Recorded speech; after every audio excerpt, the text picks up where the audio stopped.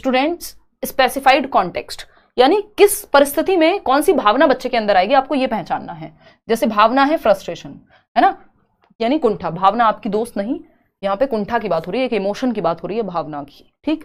तो कुंठा यानी फ्रस्ट्रेशन कब आएगी? When activity is valued and there is low control of student over learning, यानी जब गतिविधि, वो काम तो आपके लिए महत्वपूर्ण है, वैल्यू है उस काम की, लेकिन विद्यार्थी का अधिगम पर कम नियंत्रण होता है। यानी आपको पेपर क्लियर करना है सीटेट, लेकिन आप पढ़ते ही नहीं है, काम पे कंट्रोल ही नहीं है आपका, सिलेबस जितना कवर हो जाना चाहिए था हुआ ही नहीं है, तो क्या होगा? फ्रस्ट्रेशन आएगी फिर कि मैम इस बार तो नहीं हो पा रहा।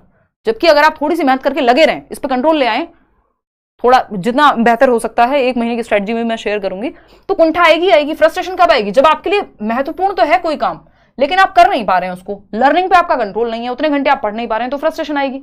अगर आपके लिए इंपॉर्टेंट ही नहीं है, तो सब थोड़ी दुनिया में यूपीएससी की तैयारी कर रहे हैं, एसएससी की तैयारी कर रहे हैं, या टीचिंग की तैयारी कर रहे हैं, उनको फर्क नहीं पड़ रहा कब एग्जाम हुआ कब नहीं हुआ, सरकारी नौकरी मिली नहीं मिली, सब थोड़े ना कर रहे हैं। सबकी जिनकी परिस्थितियां हैं या जिनको मोटिवेट कर दिया गया उस तरह से, वो कर रहे हैं।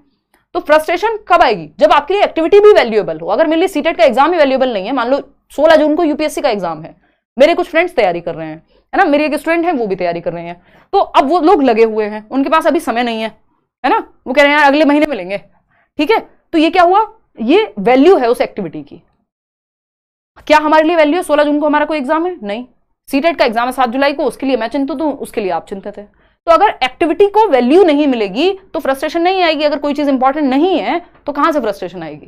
तो एक तो एक्टिविटी वैल्यूड है, दूसरा लो कंट्रोल है आपका लर्निंग के ऊपर, फिर तो कुंठा आएगी ही आएगी। सेकंड है एंग्जाइटी। कब आती है anxiety? When success is expected. अगर आपने बहुत अच्छा पेपर दिया है, बढ़िया, आपको पता है कि यार इस बार तो हो ही जाएगा, तो आपको चिंता होगी।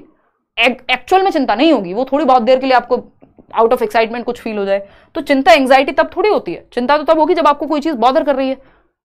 जॉय मतलब मजा या आनंद कब आएगा? When success is not achieved. Success नहीं मिली तो आनंद आता है? नहीं आता। वो आप आनंद लेने लगते हैं, बट आप देख रहे हैं अभी वर्ल्ड कप में जो फाइनल था ना, शायद फाइनल ही था आई थिंक, तो इस बार का जो मैच था, जो वर्ल्ड कप था, पिछले साल की बात हो गई शायद अब तो वो जब हम हारे तो सारे प्लेयर्स रो रहे हैं, सबको हम देख रहे हैं, सबके चेहरों पे दिख रही है शक्ल, तो वो जॉय थोड़ी है कि जब सक्सेस अचीव नहीं होती तो जॉय आता है, दुख आता है भाई, बाद में आप कुछ भी कह लो। ग्रेटिट्यूड की अगर हम बात करें, when failure is seen as caused by others, यानी कृतज्ञता कब आएगी? ग्रेटफुलनेस, कि यार बहुत अच्छा किया, थैंक यू गॉड या थैंक यू टीचर, ठीक। तो जब असफलता को इस रूप में देखा जाता है कि उसका कारण कोई और व्यक्ति है, तो ग्रेटिट्यूड आता है।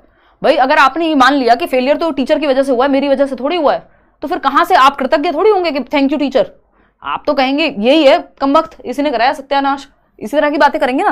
कृतज्ञता तब आती है जब आप लोग रिजल्ट में जो है अच्छा करके आते हैं और आपको लगता है कि ये जो सक्सेस है इसमें सामने वाले व्यक्ति का है, या लेट्स लर्न का है, या हिमांशी का है, या इस किताब का है, इस व्यक्ति का महत्वपूर्ण योगदान है, और आप लोग हजारों की संख्या में आकर कमेंट करते हैं। वो ग्रेटिट्यूड है, क्योंकि आपने क्रेडिट दिया है किसी को अपने सक्सेस का। तो ये उल्टा नहीं हो सकता। तो इसमें एक ही ऑप्शन है, फ्रस्ट्रेशन वाला सही है, बाकी सब गलत है। क्वेश्चन नंबर 22 देखिएगा। रजौरी एक बच्ची है और रजौरी स्कूल टीचर है भाई। Rajouri school teacher wants to facilitate development of metacognitive skills, परासंज्ञानात्मक। ये आप खुद से सॉल्व करेंगे, मैंने पहले ही क्वेश्चन में बहुत कहानी सुनाई थी आपको मेटाकॉग्निशन को लेकर के। हाँ भाई थोड़ा फास्ट कर लेते हैं। रजौरी एक स्कूल अध्यापक अपने विद्यार्थियों में अधिसंज्ञानात्मक कौशलों के विकास को सुसाधित करना चाहती हैं। ऐसा करने के लिए उन्हें क्या करना चाहिए? मेटाकॉग्निटिव यानी थिंकिंग बियॉन्ड थिंकिंग। बताइएगा फटाफट से।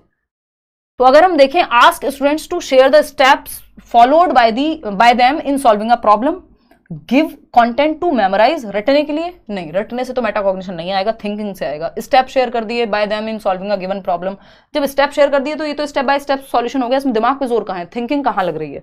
थिंकिंग बियॉन्ड थिंकिंग, कहीं प्लानिंग नहीं हो रही, रिव्यू नहीं हो रहा, रिफ्लेक्ट नहीं हो रहा, स्ट्रेटेजी नहीं बन रही, तो कहां से मेटाकॉग्निशन है? वो 4-5 चीजें होनी तो चाहिए। Assess students for their declarative knowledge only. Declarative knowledge होती है आपको डेफिनेशन पता है किसी चीज की, स्टेप्स पता है, प्रोसीजर होता है जब आपको नहीं, स्टेप्स तो आ जाएंगे प्रोसीजरल नॉलेज में।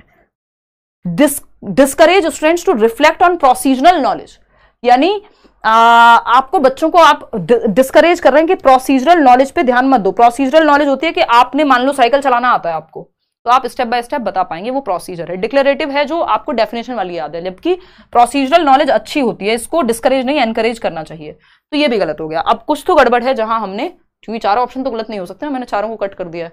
देखते हैं, रजौरी जो है एक स्कूल टीचर है और मेटाकॉग्निटिव स्किल्स की बात कर रही हैं। विद्यार्थियों को उन चरणों को साझा करने के लिए कहना जो उन्होंने दिए गए प्रश्न को हल करने के लिए प्रयुक्त किए हैं। ये बात एकदम सही है भाई, है ना, ये बात एकदम सही है, मैंने गलत पढ़ लिया इसको। Ask students to share the steps, मैंने सिर्फ यहीं तक पढ़ के छोड़ दिया, इसलिए पूरा पढ़ लेना चाहिए, ये आप मेरी गलती से भी सीख सकते हैं। Ask students to share the steps followed by them in solving a given problem. अब इसको अगर हम ठीक से समझेंगे तो ये एक बात कहता